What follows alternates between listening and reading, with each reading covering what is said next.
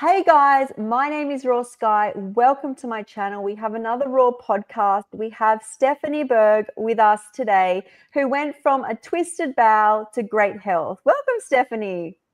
Thank you. Thank you so much for having me. I'm very excited to talk to you. Oh, I'm excited to talk to you. Now, Stephanie has the most beautiful bio, so I'm actually just going to read it to you because I love this. So, Stephanie Berg is a licensed naturopathic doctor, attorney, and Reiki master. Her health journey with food began at the age of 9, but her raw food journey didn't start until 2013 at age 29, after emergency bowel surgery for a twist in her colon, a literal reflection of the stress and dis-ease that she was experiencing at the time. Her path has taken her from playing competitive tennis to law school and working as an attorney to a naturopathic medical school where she explored multiple natural healing modalities. She's completed externships at True North Healing Center, and we can get into that, learning about water fasting and attended the Dr. Doug Graham Raw Food Retreat. She now calls Kauai home and living and loving more than she could possibly imagine. That's so beautiful. Oh, thank you. No, it was really fun to reflect on my whole journey getting here, because it was a winding one, but I love it. Yeah, it usually is. And I was saying before we got on, some of us need the twisted bowel or the dash with death to get us our butt from being a stressed lawyer into doing more natural therapies, right? Mm-hmm. And it took that to make me focus or refocus on what was actually important, and then searching for answers and feeling like there was more out there. So I guess to go back to the beginning of the story, I've been very food focused for my entire, well, not my entire life. I would say probably starting at age 9 is when I became very interested and focused on the foods I was eating and how it was making me feel. And being a 9-year-old girl influenced by not the same social media we have now. Certainly, I don't envy the girls growing up with today's social media, to be honest. But being a 9-year-old girl, at least with the magazines and the television, right? I was very focused on, what foods can I eat to look a certain way, right? That the social media says we have to look like. So pretty much for the majority of my life, that had been my focus around food, right? Food as not as fuel, but more as food to achieve a certain body size. Sure. Just to be frank about it. And I think my first connection between how food, I do remember at age 9 or 10, I had really strong connection between, I ate that cupcake, I did not feel good, and so I had very strong connections with that throughout my childhood. And playing tennis, I remember vividly having a big pasta lunch, going to a restaurant between tennis matches. And for the second match after that pasta lunch, I could not move. And I remember my family going, "What happened out there? Like, you didn't," I was like, my stomach it was just like a block in my stomach. And then I realized I don't know if they have Jamba Juice in Australia, but Jamba Juice was this smoothie place that you could find everywhere in California. And I realized if I had fruit smoothies, it was perfect. No digestive burden, good energy. Wow. Yeah. And that was even, when I thought back to it, I said that was even at age like 12, when I remember that vividly. That's so amazing. Just before you go on, the only time I've ever noticed this is I worked for about 4 years in my 20s. I worked and would come home and just go to bed. I was either at work or in bed. But I remember eating very little. And yet I worked in fashion, so no one was big anyway. And I was pretty sick. But I remember the less I ate, the more efficient I was. As soon as that's the only time I feel. And then I think I was so sick, I forgot about all that. But I thought back to it and thought it was just me. I never realized that everyone is like experiencing this. So go on. No, but it's fascinating. Even to this day, I have to I still do it, right? Where I overeat in quantity, even if it's wonderful, healthy food. And then I'm going, oh my gosh, I want to take a nap. So no, that is a huge part of the story. And I'm right with you there. And I think I don't know if it's everyone, like you said, but I certainly am with you. I have a very sensitive digestive system. And I've always felt that way, where either I would eat and I'd be freezing afterwards because I think all my energy went to my stomach or my digestive system. And this is from a very young age. So I was highly aware of this. But and also very curious about why I had such why did I care so much about what I looked like or what I ate? So a lot of my focus, even in college, was on women's body image and eating patterns. And I wrote my junior and senior theses on this topic of why do we have this obsession with a certain body style, or where does it stem from? Is it something beyond just social media? Is it culture? So I was it just fascinated me. And I ended up going to law school after college, and I was extremely nervous about going to law school, just knowing what I know about how it works and how you're questioned and put on the spot, and the work involved. And I'm not a litigious person. I don't like to argue, and I thought that's what lawyers do. Probably didn't go to law school for the right reasons, but ultimately ended up being a wonderful path. I don't regret anything. But I was extremely nervous, so much so that the entire summer before, I didn't put it all together at the time, but the entire summer before, I pretty much had a constant stomach ache and couldn't figure out why. I got to law school and realized, okay, it wasn't so bad. I could do it. And my stomach ache went away. And that was the first time in my life I connected, like, okay, so not only food, but also there is some sort of stress, mind, body connection going on. I didn't know enough to do anything else about it, except I was just aware of it.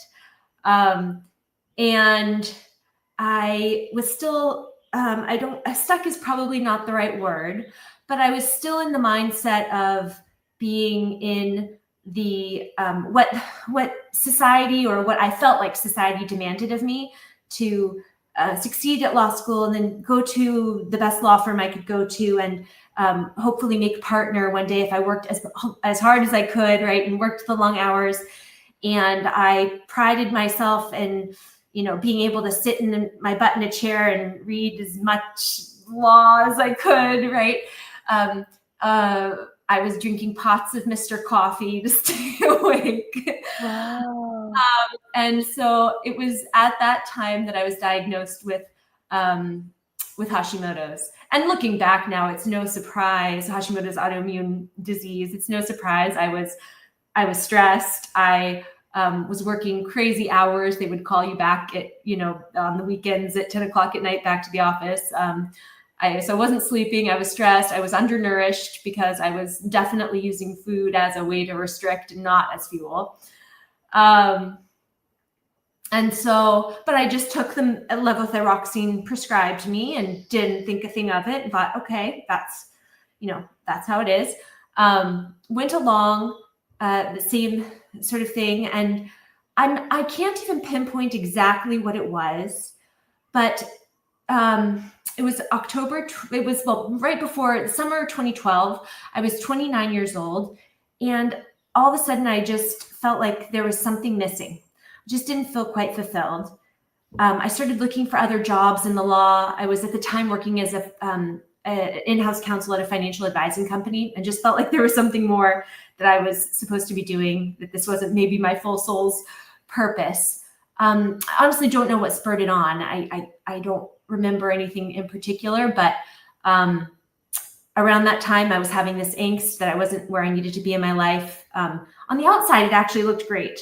On the outside, I remember thinking, oh my gosh, like I have the job, I have the boyfriend, I have everything, but there was just still something missing. And I was helping with something really stressful at work. one night, and all of a sudden I got a stomach ache earlier in the night, and all of a sudden I was sleeping, and it was so painful that I couldn't move. And honestly, being completely honest, the first thing that went through my head at the time was, oh my gosh, I'm not going to be able to work out in the morning, and I'm not going to be able to go to work. Like, didn't even think of the fact that, like, what's going on with my stomach? I can't move. I couldn't move. I was lucky I was living with my parents at the time in an extra room. And they picked me up, carried me down some stairs, and took me to the hospital. I've always been very naturally minded, but they told me I was calling for the morphine. I don't remember it at all. I was in so much pain, and they couldn't figure out what it was. They did CT scans and multiple different things. They thought maybe it was an ovarian cyst. They asked me if I was pregnant, all sorts of things. They ended up having to do emergency bowel surgery and laparoscopic surgery. So they went in and they discovered that there was a twist in my colon. And so they untwisted it. They took out my appendix while they were in there because it was a little red. I'm still sore about that. But anyways, I don't have to worry about appendicitis. But from there, I just remember waking up in the ER after general anesthesia, and I saw a resident who was just about my age or maybe a little younger. And I remember thinking, I want to do that. That's what I want to do. I want to be a healer. And I had wanted to be a doctor for actually a long time, various reasons why I didn't go into medicine earlier. But from there, it was October 2012, so just 2012, 2013. It was sort of, I think podcasts had been around for a while, but it was my first time that I got to know podcasts and discovered the podcasting world. And all of a sudden my universe was opened. I started listening to every health and wellness podcast I could get my hands on and ears on. Listening, I think it was my first introduction to David Wolf and to Kimberly Snyder, who was an influence to me at the time. A lot of the self-help, law of attraction, all of it all at once. And it was actually my first introduction to naturopathic medicine. I had no idea naturopathic doctors existed. I was just very conventionally minded. My family's conventional medicine doctors. And I discovered naturopathic medicine, and I listened to a podcast by a naturopathic doctor called So You Want to Be a Naturopathic Doctor. And she went through all the ways you could go back to school to become a naturopathic doctor. And so I said, oh yes, that's what I want to do. And I was privileged enough and lucky enough that I was able to go back and do it. But there was a lot of strife in the meantime, but I did end up quitting my current job and going back to naturopathic medical school. So from there, that was where I was actually then introduced to a whole new world of healing modalities. I discovered the library at the school, the naturopathic school, and found my most dearest book just because it was the start of my journey with raw foods. Anne Wigmore. It was a book. It wasn't actually by Anne Wigmore, but it was about her Hippocrates Institute and Anne Wigmore and her diet. And from there, just went down the rabbit hole and found Dr. Doug Graham, and it sort of brought me full circle back to, I had to be very careful with my digestive system because even to this day, so I resonate a lot with what you talk about. I mean, I don't have the same, situation obviously, but I have to be careful. With the high fruit, low fat diet, I realized it's an easy way. There's low digestive burden, but energy, and there's more to the story, but that's sort of my the summary. Wow, there's so much I could take away from this. Before we get too much into the health side of it, which I want to, is this idea that because I feel I forgot how much when we're younger, we're driven by body image. And because a lot of my health journey ties so deeply into, health problems. But in truth, anytime I wasn't sick, I don't think I chose a naturopathic diet or the way I ate on any, especially in the 90s and early 2000s, based on anything other than body image. And I would have already, at the time, I was already skinny because I was sick. And the fact that you wrote a thesis on it just shows, because I'm just thinking how many people in this planet that are our age that would still have something like deep inside of them where we don't think of nutrition and energetics and what do I get. Maybe it took me so long to work out food did something to me because it's literally this image thing. But I have actually thought on this in some way as that when even on a raw food diet, and as you say, you can definitely overeat, and I'm working through knowing that I've got no stomach, can't do that now. But I almost think that we default back to this because we actually feel better when we're smaller and no one teaches us how to get there in a healthy way. It's kind of like, it seems very hard to get there, so we just kind of starve ourselves. But any time that I put on too much weight, it's not just an image thing. I do feel like crap. My inner voice is crap. Clothes putting on, it's not just an image thing. I actually feel uncomfortable. So whether I hadn't eaten for a surgery or I didn't want to eat because it made me feel good, I felt better than I had. And I wonder how much of us, although we think it's all body image, actually we just feel better and we don't know how to get there. I 100% resonate with that. It's fascinating. I've been on a journey with my weight, right? And I agree with you. Sometimes it's difficult for me to say, okay, do I not like this because I don't like the way I look? Or am I really honestly like, I agree with you. There is a way that I feel where I feel in my body this heaviness that I'm like, I can't walk as easily. It doesn't feel as good. I'm not as light on my feet, or I can't twist the same way when I stretch. So I'm 100% with you. And it's a really fine line that I think not enough people, and like I said, I don't envy the girls growing up today. I'm 42 now, so born in 83 and grew up in the 80s and 90s where it was like low fat and crazed it's just fascinating. And I'm 100% with you. I did all of the diets, right? Like the zone and the paleo, right? But all until the raw food diet, where it was more picturing what am I eating to fuel my cells. And like you said, it allows you to get what you want, but also stay healthy. Yeah. So not that I was ever on a diet, I just found even before I lost my stomach, eating too much resulted in poor body image, poor thoughts, not feeling good, off balance. I would be in more pain. And I'm working with this now as on the raw food diet, where I ran into problems because I was still over consuming.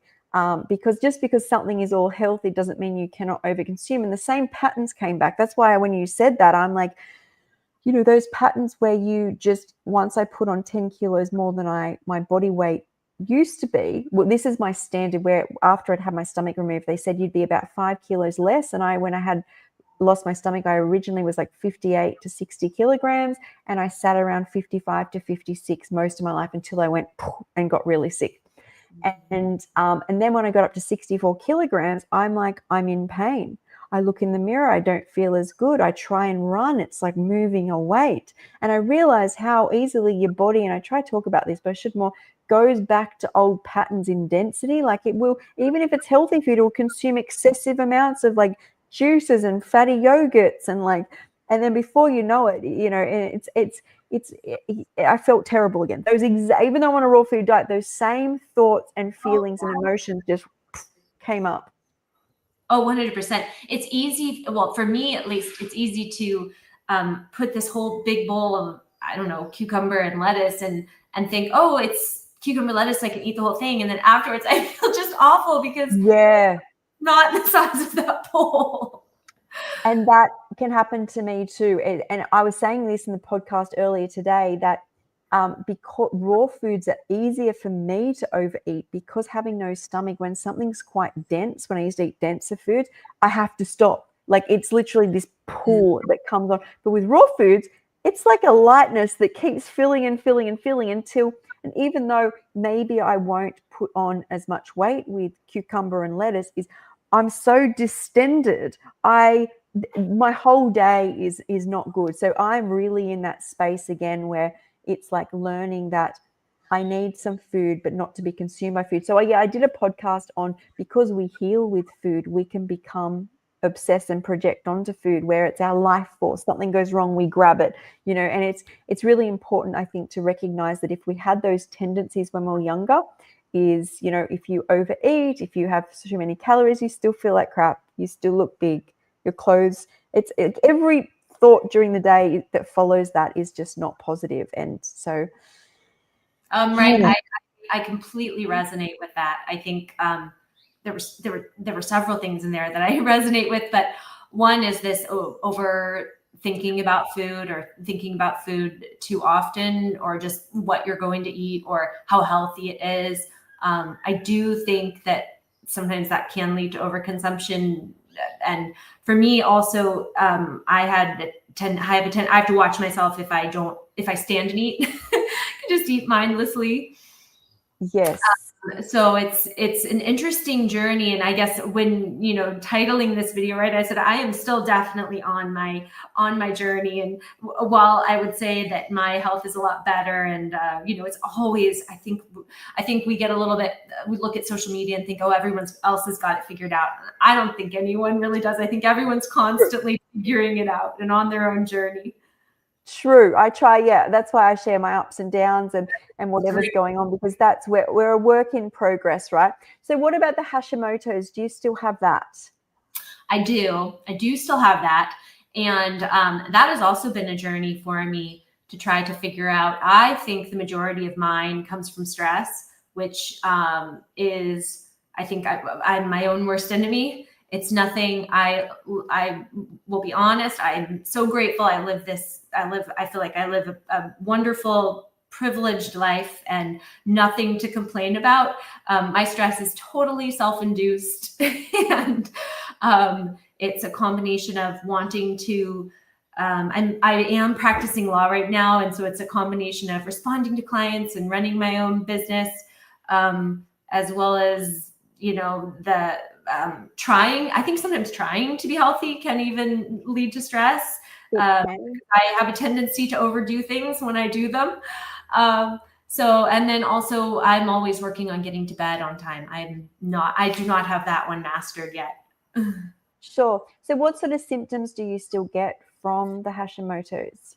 I don't actually notice anything, except that if I am not on, I do take thyroid medication. And so if I don't have thyroid medication, I will be knocked out flat, tired. Sure. And it's a different tired. And unfortunately, I think that diet can do a lot. But I will say I had Hashimoto's at least, I would say probably, let's see, 2008, like at least 7 or 8 years before I even found a vegan diet or a raw food diet. So I don't know, they say there's a certain period of time where maybe you can recover some thyroid function. But I don't actually know, right, how much of my thyroid is actually functioning correctly. Sure. Okay. So what about your bowel? So you started eating, but what year did you start eating more raw foods, or start going vegan and into raw foods? 2014, 2015. I remember that vividly because it was, I did a little try of raw foods actually, 2012, but I didn't understand how to do it. And I was coming from my prior mindset where I was limiting fruit, limiting nuts. And so I was essentially eating carrots, and that was not sustainable. So I jumped ship until I rediscovered it in 2014 with really reading the book about Dr. Ann Wigmore, and then discovering Freely, the Banana Girl, and discovering Dr. Doug Graham, and binge watched everything I could and listened to everything I could. And pretty much since then have been either high raw or I have dabbled in different things, but it's sort of like a home base I tend to come back to. That's beautiful. And how's your bowel now, eating raw foods? It is the best when I eat raw foods. I will say that for sure. And fruit actually is the best. So I have to watch myself personally with, and this is tricky, right? Because we're so, or at least for me, I shouldn't say we, I feel like I have so many messages coming in from have to eat your cruciferous vegetables, you have to eat this much greens, you've got to get your omega-3s, you've got to get your it's now is everything about protein. So one of the things I work on is trying to just stay focused on stay in my lane, and all of the stuff coming at me, it's easy to get off track, right? But I just try to stay focused, because I can easily, if I overeat the broccoli or overeat some cruciferous vegetables, my digestion is shot. Yeah. I resonate so much with all that incoming information, because when I healed, I'm sure you know this, but when I healed, I had FND. So for 2 years, I basically had not been able to, unless they gave me some medication, concentrate, read for very long, do many things. So I was really disconnected. My only kind of solace was when I could be well enough to get outside. Like that was the only thing I could connect with. But that was that benefit when I healed, because there was no voices. And then the better your brain gets, you get concentration back, there is just so much information that I'm intaking, that I'm talking out, that I'm trying. And I'm like, you know, being that broken, I even knew it at the time, because it was very different than accessing like when I'd been university information, even school information, even things I'd learned off doctors. That was all chopped off. And there is just so much that comes in. And so, but at least you're very aware of it, right? You're listening. Oh, absolutely. It's really just a matter of, right, where we can be aware of it and still know that we do it. Right, exactly. And if Yep. I'm not thinking about it or not watching it, and sometimes I go, why did I do that? It's always a matter of why can't I just get, do what makes me feel the best? And so it's always a constant knowing of really tuning in and listening to my body. 100%. I sometimes think the body does that and puts us in denial because it needs, like, I 100% believe fruit is that optimal delivery system. There's no way it's not. But then sometimes those little cells of fruit don't have everything we need. So we need to go off and eat a little bit more of nuts or seeds or greens, and they don't digest as well. And then we start going, oh, we think we've come away from it. But usually I believe the body needs something that we weren't specifically getting. And then we have to redirect so that we feel good. That's what I always notice on this lifestyle. But you did a True North externship. Is that what you'd call? It was interesting. I also want to say I totally agree with what you said there. I noticed myself, if I am missing something, I will want to stay in the kitchen until I stand there and go, what is it you want? Oh, good on you. I do that too. I'm very I'm always in and out of all different raw foods to see what works and keeps me the wellest. So I very much resonate with that. But so the True North experience was amazing. I did not do a water fast. I have not water fasted. I've tried the Prolon fasting mimicking diet, but that was the extent of my, it's a very restricted calorie vegan diet for 5 days, which is supposed to mimic fasting. So that was a really cool experience. So you get this box, it's pre-packaged. They give you, and it's, the first day is a little bit more calories, but the next 4 days are roughly 700 to 800 calories. And it's a nut-based bar, very high protein. I'm sorry, not high protein, very minimal protein, actually. High fat, nut-based bar for breakfast. And being someone who I could never do, I need my carbs. So during the 5 days I felt like a little bit of a zombie.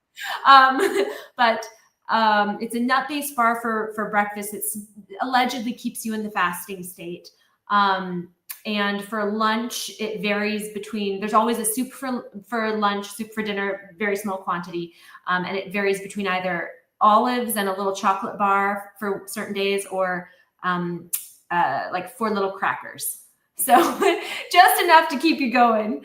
But my desire to try that was because I had never done a water fast, and I had seen the miraculous healing that people got on water fasts. And I mean, part of it is, I think a lot of it is due to taking out, for people who aren't on a vegan diet or don't have a very healthy diet to begin with, I think a lot of the benefit comes from just removing those processed and unhealthy foods and giving the body a chance to regenerate and rest. But it was a really neat experience. I was there for a month. I went after my first year of medical school, so I wasn't. I think it would have been more interesting actually to go as a more seasoned, student, maybe after my third or fourth year. But it was still an amazing experience. I had a chance to follow and shadow Dr. Michael Clapper, which was amazing. He was a wonderful teacher, and really got to witness. Our job as residents was to check on the residents who are going through fasting, to take their blood sugar, take their blood pressure, their vitals, and make sure everyone was okay throughout the day. But I did in the 4 weeks I was there, had a chance. I was there long enough to have a chance to see the changes in people, and people who came with high blood pressure or who came with other, like a lot of high cholesterol, high blood pressure, cardiovascular disease, a lot of these diet-induced type of chronic diseases really made a huge difference. That's amazing. That's amazing. Yeah. Okay, so what happened after you did that? What was next?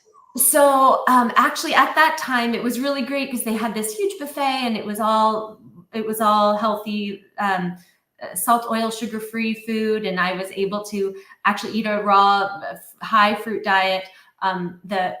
The chefs in the back told me I wasn't allowed to take the oranges from the buffet anymore because I was taking too many. So so they told me to go get them in the back. The one of the downsides of being a high fruit raw vegan in a buffet setting. There's no fruit left for everyone else. Yeah. So I even blush about that now.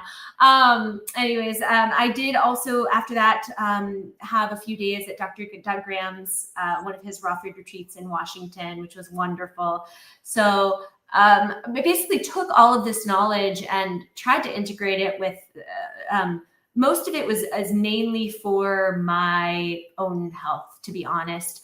I will say that it's not an easy sell, the high raw food diet, not an easy sell to a lot of even naturopathic doctors, interestingly. I think it's because there's a fear of lack of nutrients, lack of protein. And so I didn't actually recommend it, to patients, even when I practiced for the short time I did. So I would say my experience with raw foods is really just focused on myself and how I know it makes me feel. So I'm going to ask a question about that and about naturopathic doctors. So when I think of naturopathic doctors, I was probably given more things than doctors gave me. So when I think of the times I went to naturopaths, is like I would walk out of there with at least 12 supplements, herbs, vitamins, and having mast cell activation that hindered me ever healing, because you give some herbs and stuff. And so what actually helped me was when I discovered this raw food diet, an osteopath had found success when I was younger, with no matter what disease, is somebody eating just plants for 2 days, and then every second night you can eat whatever you wanted. But the plants you could have cooked, raw, fruits, abundance, with just salt and tamari. So we're getting into a very whole food, plant-based. And so when I was healing and I really couldn't remember my uni degree or any what doctors were saying, is I did remember I felt better. The best I had under this guy. I didn't stick with it. Obviously, I should have probably stuck with it back then. But every time I'd been under the guise of a naturopath, it was almost in some ways worse. And they all put me on different diets, like anti-candida and an elimination diet. But the problem, I think, which kept me stuck was that I was very overprescribed even under them. And do you think that hinders a lot of naturopaths from healing people, or do you think that's like a key? No, that is a wonderful question. And I think that's actually one of the things that for me, I don't think it's like just something like a blanket for all naturopaths that they go about doing that, because actually the foundational principles of naturopathic medicine are not to basically do green allopathy, not to use supplements as you would prescription medications just to treat symptoms. So while that naturopathic medicine and functional medicine is something you'll see a lot of medical doctors in the US now go to functional medicine, either schools or academies, right, and call themselves functional medicine doctors.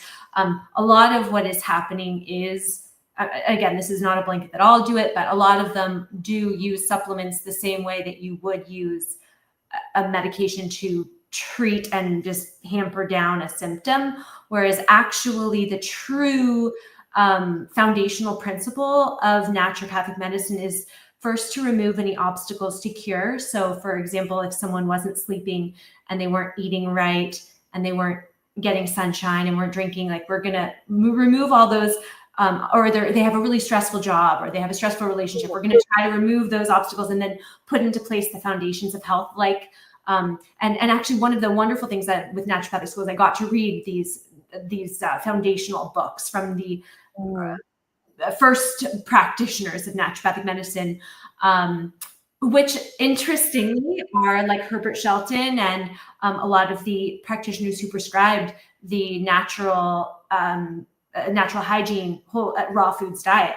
So there is a lot of tie-in with naturopathic medicine and naturopathy and the raw foods diet. It's just moved away from there, I think, since then. Whereas when I went to school, the paleo diet and the whole 30 and all of that is still very much prescribed. And I think it's just a matter of a practitioner's style. But I do agree though that people are over supplementing. I don't know what the regulation is for supplements in Australia, but in the US, really there is not much regulation over dietary supplements.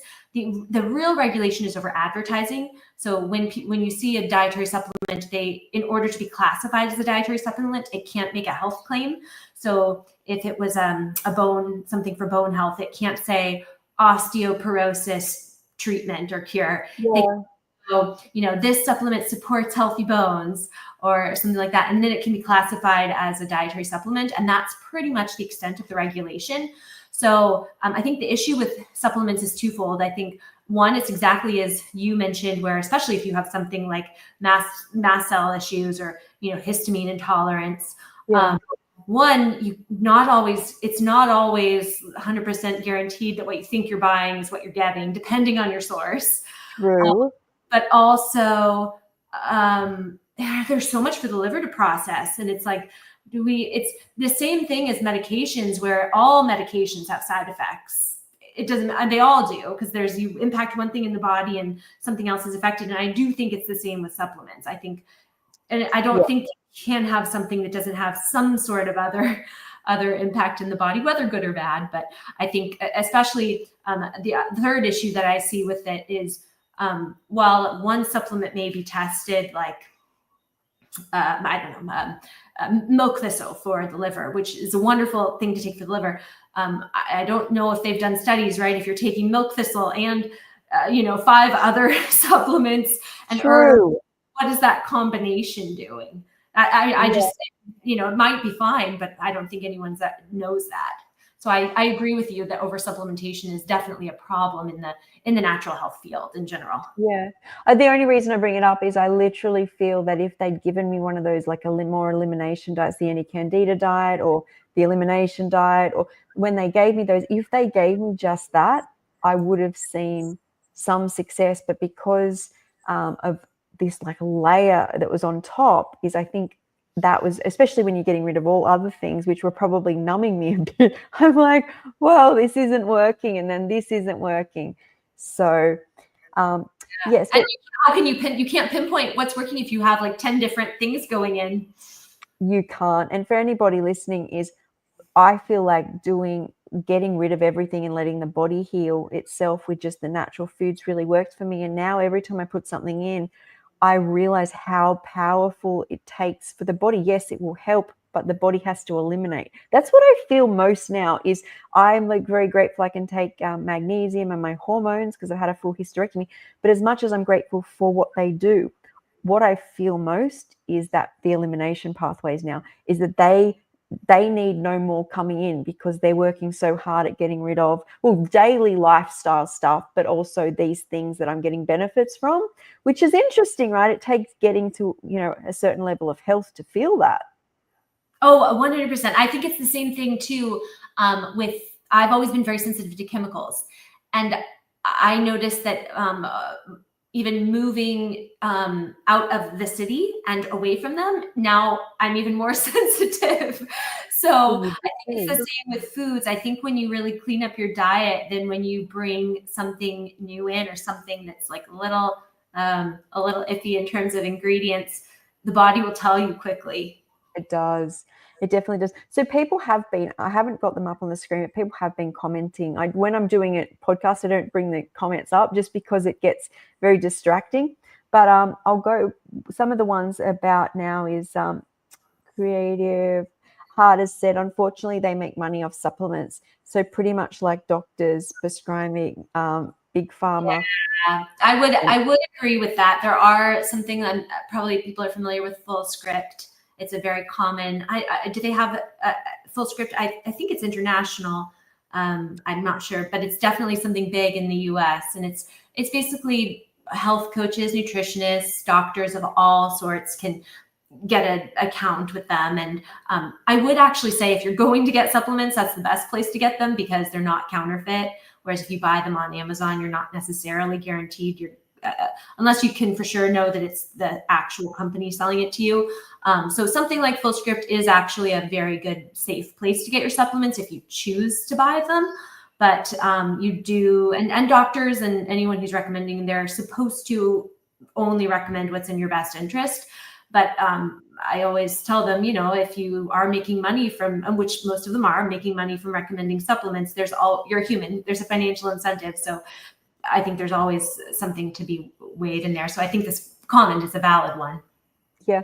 I think it comes back like many things people do, I don't think they're completely aware of.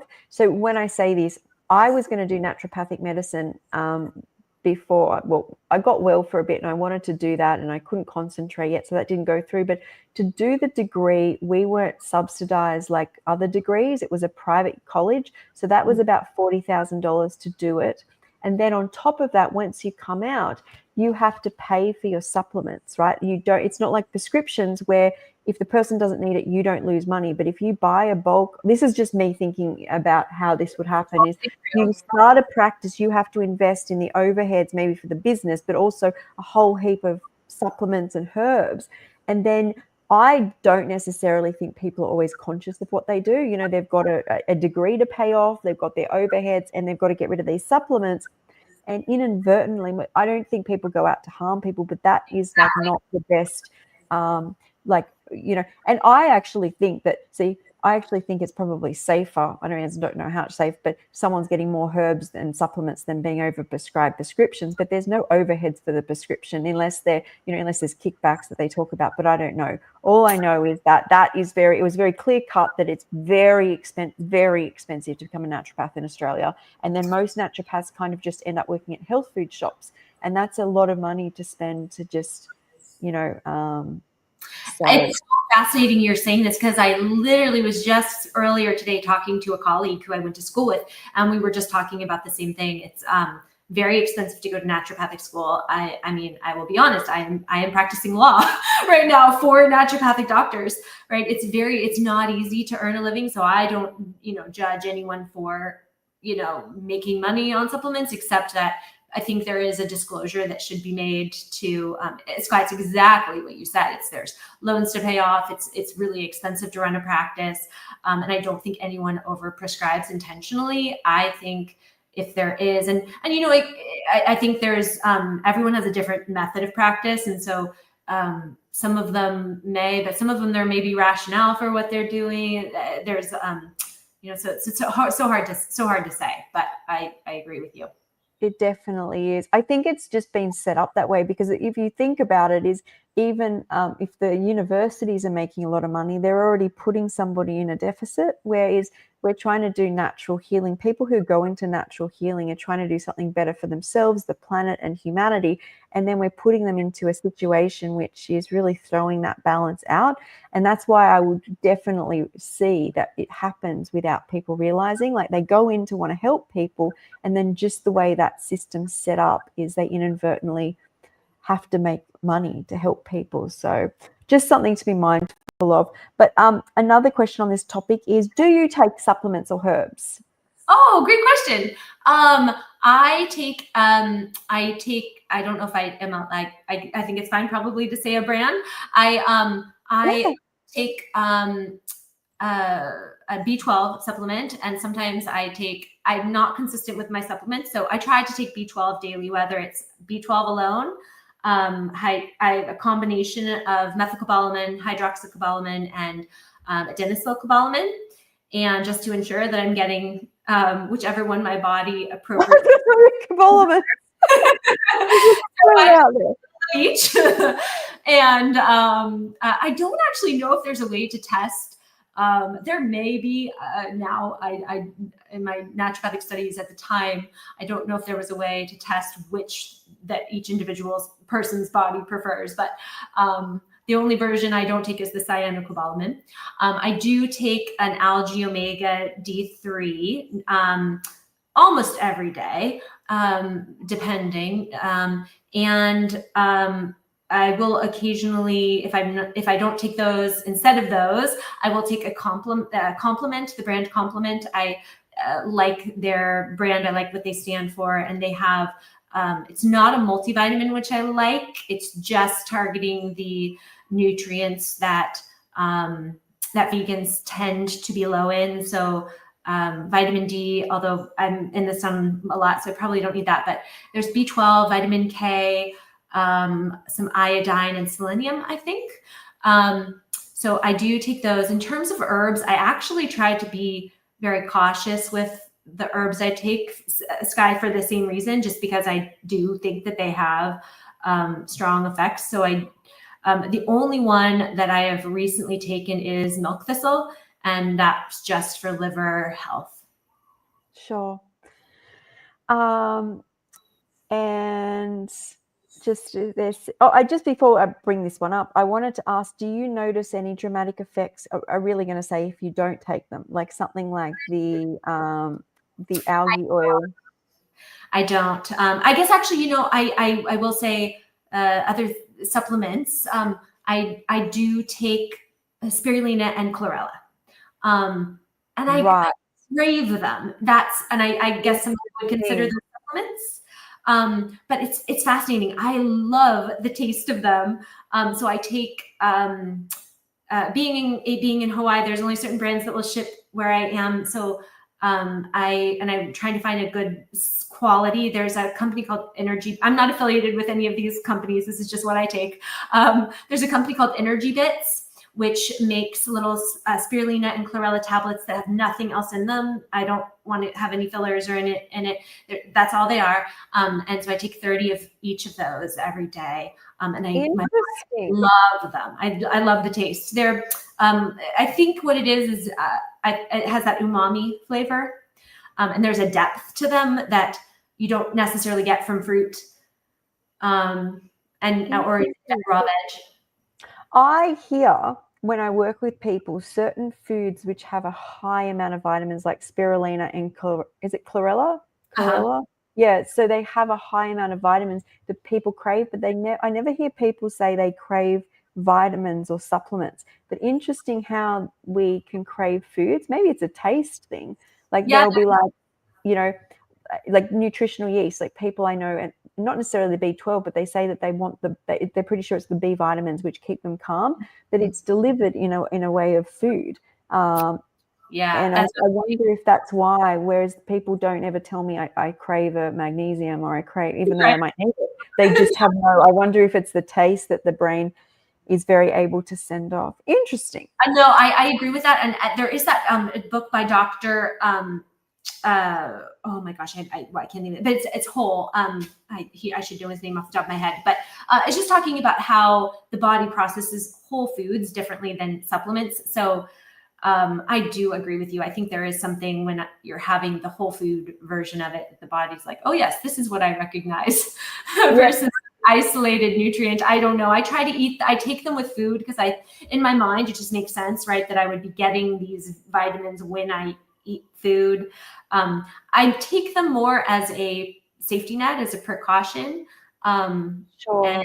And I don't overdose, or, I try to be, I don't take massive amounts of anything. And if I'm not feeling something for a day, I don't take it.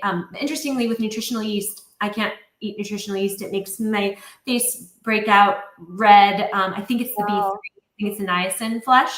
And also I find it very addictive and makes me feel weird afterwards. I don't know if it's the yeast or there is some remaining MSG that remains in the processing. So I can't figure that out, but I stay away from the nutritional yeast, even though it is a wonderful source of B12 for those who can eat it. Yeah. So what I notice about nutritional yeast is I do feel a huge hit to the system, but because I have mast cell activation, I can become very limited in the foods that I can eat. So when you take out high histamine foods, I have to start putting different foods that aren't high histamine at different levels of bothering me. And I actually find that is something which doesn't set off like what is called mast cell activation. It can stimulate my system, but it isn't going to make me sick. And so that then I put into a class where I will have it. But back to the foods that other clients have said that they crave, hemp is one of them. Things that calm the system, I hear hemps, people like avocado, I guess fats. Some people say all different foods, but I never hear them say, I was up all night craving a supplement or a herb. So that's what I went. But nutritional yeast is probably a really bad example because it's probably fortified. It's still got the taste as you get the vitamins. But no, I agree with you. I would consider that more in a food category. So where are we? What were we saying? People to attend naturopath degree. I'm super sensitive to B vitamins for some reason. I wonder if it's mast cell activation. Is it B? You'd have to work out if it's B vitamins or if it's just nutritional yeast. Because though B vitamins, the way that they're delivered can feel quite stimulating, can't it, to the system? And it depends on which B vitamins, because like I said, like niacin for me will give me the niacin flesh, the B3. But you can also get too much, be very sensitive to B6. So it depends on what B vitamins you're taking. So I would look at exactly what's in the B vitamin. Is it like does it have everything, or is it just one specific B vitamin? Yeah. I also think in my experience with mast cell activation syndrome is everyone kind of has histamines. Well, everyone has histamines. It's just if you are especially healing, you're going to have more histamine reactions than usual in certain ways. And that doesn't necessarily mean mast cell activation, but it will still, if you get flushed, it's histamines. So more than likely, if something's not sitting well with you, B complex supplement, not nutritional yeast. Yeah, I don't know, but I'll go back up. There was comments before as you were talking, when we were talking about the body image and we were talking about weight and food. And Tessa said she went originally, we were talking about I think we were talking about just doing something because of body image. And she said she went, her initial motives were weight loss and now it's for the animals. And also this is, I think, really so true is, the human frame isn't meant to carry extra weight. So what lengths it goes to get us off weight is probably, a lot of what goes on. I just noticed that I just never felt it could be completely blamed on social media. I do believe that even when we're alone, it doesn't feel right whenever I start putting on extra weight. I 100% agree with you. I absolutely agree with you. Actually, that was part of my exploration for it, because I thought, is that all it is? Is it social media, or is there more to it, or what is it about? Yeah, it's interesting. And then Yeah, and Tessa's also said about if she overeats raw food, she gets distended and it ruins her entire day. I didn't notice it for ages, the distension that overeating was causing, because I felt so good. But then this year and the end of last year is how distressed it can actually make me until the food goes down. It's almost like, yeah, like a horror show almost. Like, what have I done to myself? I can't move. I feel uncomfortable. Lucky it goes down fast with raw foods, but still, it's not a very nice experience. No, it takes it does. I'm right with Tessa. Exactly. If I overeat, I get so distended, it ruins my entire day. Yeah, we don't. Digestion is so, for me at least, is so tied up in my mood. If I have Yeah. I am in a bad mood. Yeah, and I assume that like learned behavior is involved in that we've learned before that everything is not going to feel good. But I think as we age as well, don't we get like, I mean, the gut isn't giving us as much of those neurotransmitters and giving us as much as it used to as a kid. Plus, I think as a kid we never ate much. Like we grew and we were never so consumed with food. And I think as we age, we want more from our bodies and we know that we've got to consume it to get more.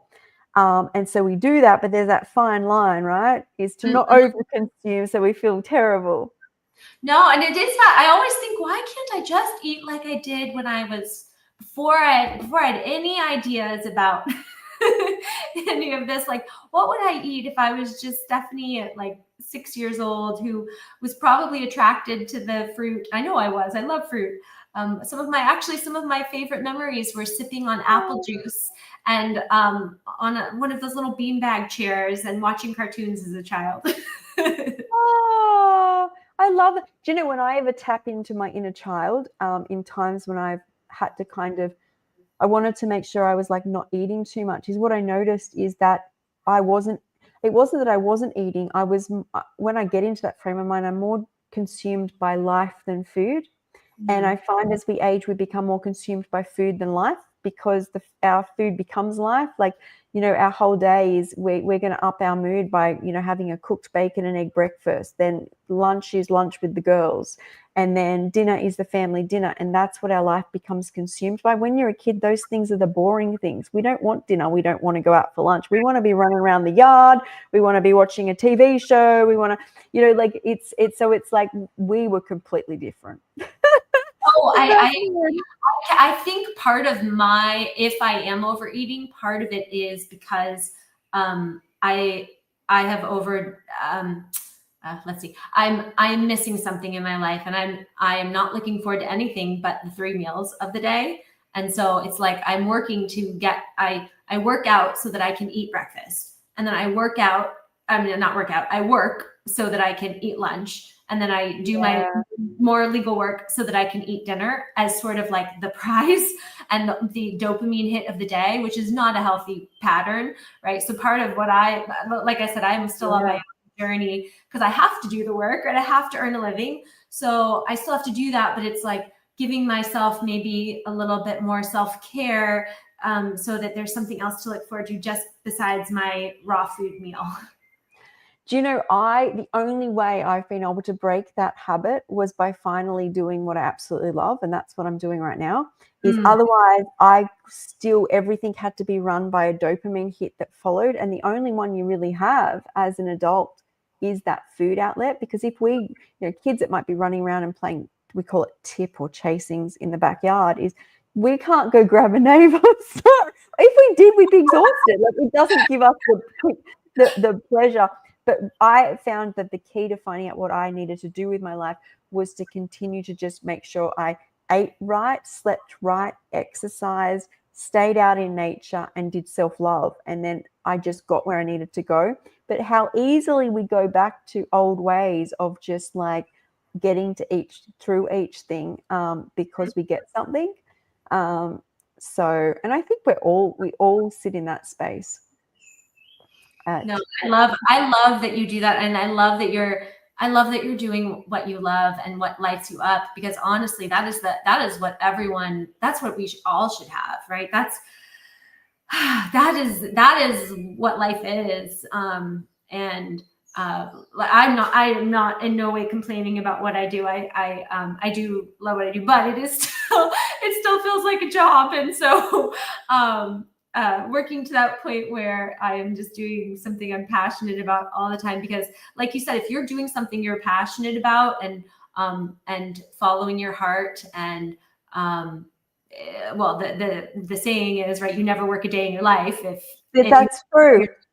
right, but also that's what life shouldn't be. Even though raw food and all of this is so amazing and it does have healing properties, there's so much more to life than just our focus on food, and so it's easy to get wrapped up in that. But part of the beauty of raw food is it allows you the energy, no digestive burden, to go do the actual important life and live your life to the fullest.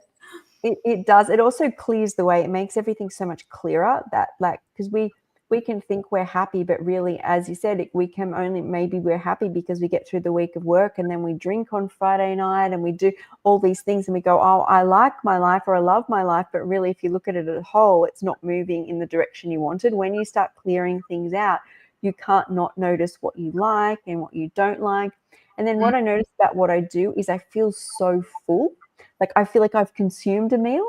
And maybe that's what kids have, is when they're running around doing make-believe and, like, I don't know, playing kitchens or whatever, is they're filling their heart. They're coming from heart.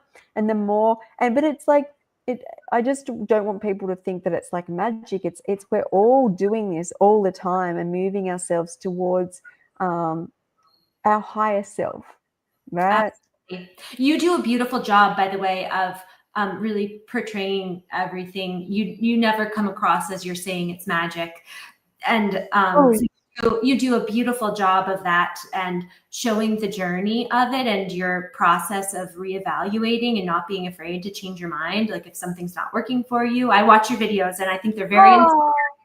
And I do. I think it's very inspiring to share your journey so openly and candidly and raw and pun intended. And so just being so pure and not hiding anything. Like I said, like I still have Hashimoto's and we're all in our own journey, but it's just, yeah, I think you do a beautiful job of that. But I do think it allows, there's so much magic that it allows, but it isn't the whole picture. That's right. And I think the reason I have so much inspiration to do that is so much good came from my darkness. And so I'm not afraid of the dark teaching me or directing me towards the light. And I hope that other people can see, to not be afraid of what you think. Other people's opinions don't really affect me. Like I feel like I've been through it where I don't get affected like that. But it's really that self-judgment where it's like, if you can see that everything is teaching us, and that most of my lessons came from literally the darkest times, like even yours, when you're in a hospital, your bowel's twisted, and you went and saw a resident come in front of you and you're like, that's what I'm going to do. And like, that's, we all have those moments. And I feel like they're those times where we learn these. Oh, 100%. And I agree with you. And it's a matter of finding, it sounds cliche to say, but it really is true. It's a matter of just constantly believing that the universe has your back, that there is good in, and you just have to open your eyes to find it and to see it. And it's not easy, right? I can look back on my journey and I could tell you stories where I'm going, oh my gosh, like I did that. That was not easy. I can't believe I did that. I really wanted it that badly. So it's not like any of this is easy, but there is I think, ultimately you have to go through that to get to where you want to be. 100%. And we've spoken a lot on my channel recently about compassion for other people who are at different levels of healing or haven't even awakened to the healing yet. And so when speaking of being at rock bottom, is I was pretty much homeless but I'd been in a hospital, and I was kind of in the hospital, but slept outside. And then when I had a seizure, I'd go in and come back out. And I remember very vividly, because when you're at rock bottom, anything form of kindness or gifting is so loud because you're so dark, right? And I remember just two older gentlemen with really blue eyes, and I had my suitcase with me. I was carrying it around the hospital, and I remember two guys came up to me separate times, and they said, like, stopped me, and they said, "You are going to be okay." And like, Like that takes nothing. I want to do that for everybody every day, because you don't know when that little thing. And I've heard on radio stations, a guy called in. We have this Kyle and Jackie O show, and a guy called in and was driving to end his life. And a lollipop man or a roadworks man smiled at this guy when he was driving. And that was enough connection to stop him ending his life that day. And so what I guess I'm saying here is that's what I hope that we do and share, and not to judge anybody else, but maybe that smile, no, not you, but people get very like, how do I manage with people eating differently to me? Or how do I manage when people don't agree with what I do? And that smile or that hug or that I love you might be the reason somebody, it's not completely changed their life, but it might be that just that little extra thing they needed that day. So oh, absolutely. I think everything you're saying and everything you do say, I think has a big impact. And I honestly was literally thinking about this earlier today, because someone said to me, someone mentioned my sunscreen, and I said, well, I have been using this. It's a non-toxic Badger Balm zinc oxide sunscreen for the last probably 12 years. And the reason I'm doing that is because of one podcast I heard with a dermatologist, and I think I can remember her name actually, who said, you know, you have to put this much sunscreen on your face if you want to protect your skin from aging and all, you know, skin cancer and all that stuff. And I know there's differing opinions on sunscreen, but just that one thing, I've been doing it religiously every morning for the last 12 years.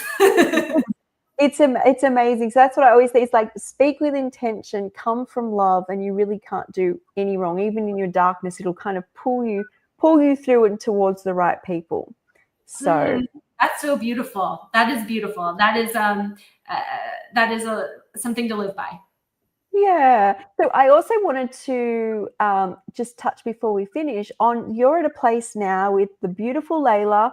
You guys have been on my podcast before and spoken about your journey with Reiki. So this is where you're at now. Where does Reiki sit in all of this? Yes, and we sort of stopped at the raw food. I guess the second half of my journey has been my soul's desire was to move to Kauai, and part of my message to people too is if you want something, just save up your money or do what you have to do, you know, go for your dreams, because you'll never know if you don't try. So moving to Kauai was one of the most, I just feel so grateful to be here. It was one of the best decisions I've ever made. I have such an amazing group of friends here, and one of whom is Layla, who I met through actually my desire to grow my own food and have an organic vegetable garden. And she and her beloved Patrick are, I think I said on our prior talk, I call them my garden angels, because they're just masters with growing food. And from there, I met Layla, who I had already been attuned to level 1 Reiki, and had been very drawn to it and had practiced, but not extensively. And when I met Layla, I was, she actually encouraged me. So that was wonderful, and has brought Reiki back into my life. And so she attuned me to level 2 and 3. And so my love of Reiki is also tied to my sisterhood with her and friendship I developed with her. And part of what I worked on with her is what she developed was called this exquisite womanhood lineage. And it's just a fascinating process, and trying to live according to these principles, similar to what you just talked about, living with just the intention to be good and do good in the world, and you know, just bring joy and healing to the world and our interactions with people. Oh, I love that. I love it. So you're on the beautiful island of Kauai. Yes, I feel very blessed. I do not get island fever. I could stay at home all day and be totally fine. But no, I love it. I love it here. I love the community. I love the island. I just love every part of it. It's so beautiful. It's just magic. I wish I'd met you over there, but I'll have to get back there. When you come back, definitely. Definitely. So this was amazing. What a beautiful talk. What a beautiful journey. Thank you so much for joining me, Stephanie. Oh, thank you for having me. And like I said, you're an inspiration. I am in awe of your dedication to what you do and your hard work. And, you just go nonstop. People don't realize how much work it takes, and so you definitely show your passion shows through. Thank you. I feel it is my passion. So thanks everyone for joining us. I've got Stephanie's details below if you want to contact her. And yeah, see you later. Thank you. Bye.